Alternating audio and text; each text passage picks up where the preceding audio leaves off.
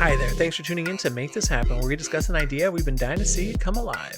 Every week, my friend Jay Yee and myself, Alex Gonzalez, will bring you a product you never knew you needed.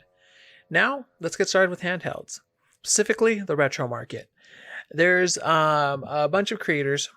I don't know why I'm calling them creators. There's a bunch of people who they do create, who mod different old Game Boys, SPs, they retrofit them, they add new cases, they put backlights on Game Boy Colors, original Game Boy Pockets, they colorize them, they add new buttons. And what I want to do is I want to create a store with kind of like a little pop-up store, but that has a really big online presence. And I want it to be somewhere where you can send in your old Game Boy and select different packages. So you can send in a Game Boy Color and we can backlight it. We can add different cases that you can choose from, including see-through ones.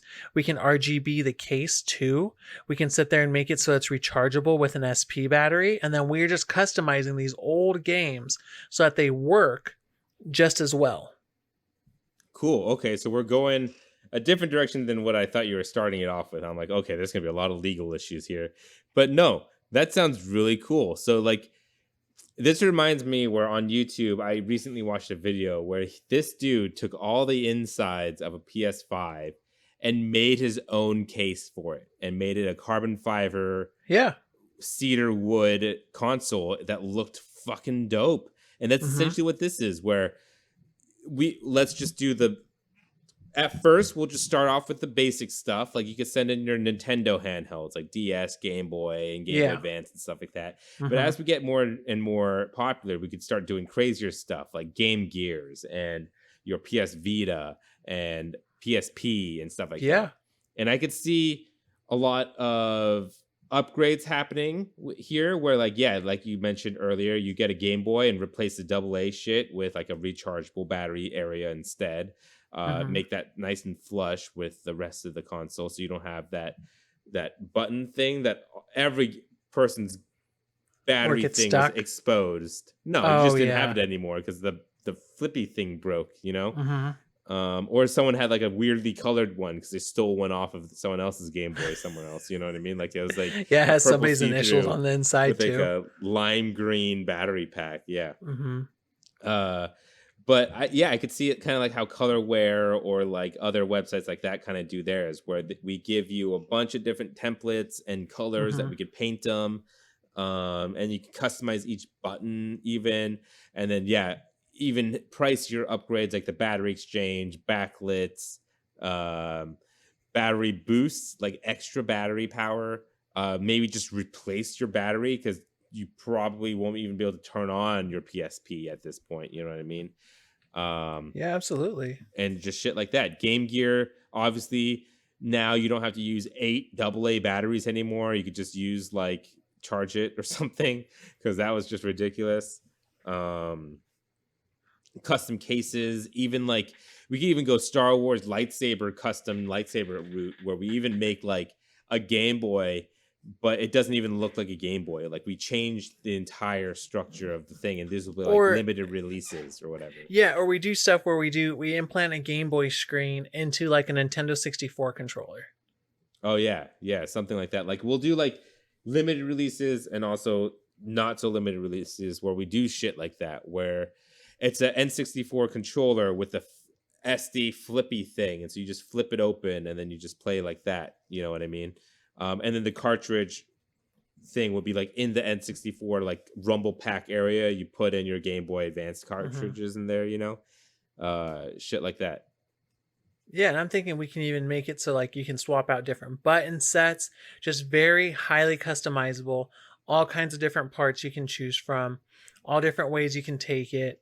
You can make it very retro, you can make it very modern, you can kind of switch it up. And basically what we're going to run on the inside is it's going to be a huge parts shop.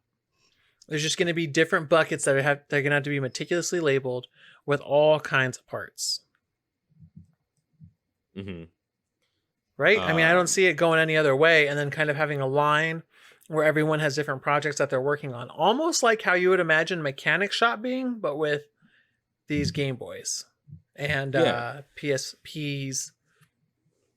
Well, I mean, Oh, how I see it working, and I don't know how like Star Wars lightsaber places or even like colorware and stuff like that work. But you go on the website and it has a 3D image of what you're building, and then you like choose each option for each option that they give you, and then you send in your Game Boy, or you just buy one outright straight from our factory, and then yeah, it gets sent. And at the factory, someone gets the order, and then they just build it ground up, or take the Game Boy that they got sent and then modify that right then and there as well. Um, but yeah, what were you saying? absolutely. I was thinking we could also offer cleaning services, so you can send in any console and we'll clean it and get it really nice and shiny and clean on the inside and outside, where we can take it apart, clean every individual piece, and put it back together. I like that because I am definitely way too lazy to clean my PS5, and I would gladly pay like $75 just to ship it out and get it cleaned. Void Right? my warranty, but yeah, I don't mind. And we just have to somehow prove that it would work, so to say. Like, I think what people would be most worried about is that we're taking the parts out or Mm. giving them something else, but we would just have to. Well, I mean, eventually, after our 1,000th customer, I think people will get the idea that we're not scamming them out of anything, you know? Yeah, I was thinking we could just have videos, which we can use for marketing, but that also show how we take it apart and put it back together. So it's like, hey, I'm Alex. I'm one of the company heads, and I'm going to be taking apart BB64's PS4, and I'm going to be cleaning it. Here's a little video showing what's on the inside here. And it's like a little time lapse as I'm cleaning it. Maybe we make it nice and ASMR-ish, get it cleaned. And it's like he also wanted custom RGB lighting on the inside so that it glows with the game that he's playing. So we have it set to a smart app, and here we go. Put that up and then go from Yeah, there. for sure. I mean, I'm down for that at the beginning, and also down for that. Like, I mean, obviously, we're not going to do one for every single order. No, You it know what would I just mean? be content so that people see what we're up to and how we do things. Yeah. And maybe if someone asked for like some special quest, something wild, we could ask them if it's cool if we film it and release it and then do that Mhm. type of thing too. Like maybe we could do special custom orders as well. We're just on. This is a really deep cut. We're just like on Pimp My Ride. Welcome, Alex and Jay, as they're about to put in a Game Gear, Game Boy, Game Boy Pocket, and PSP in this Ford Focus.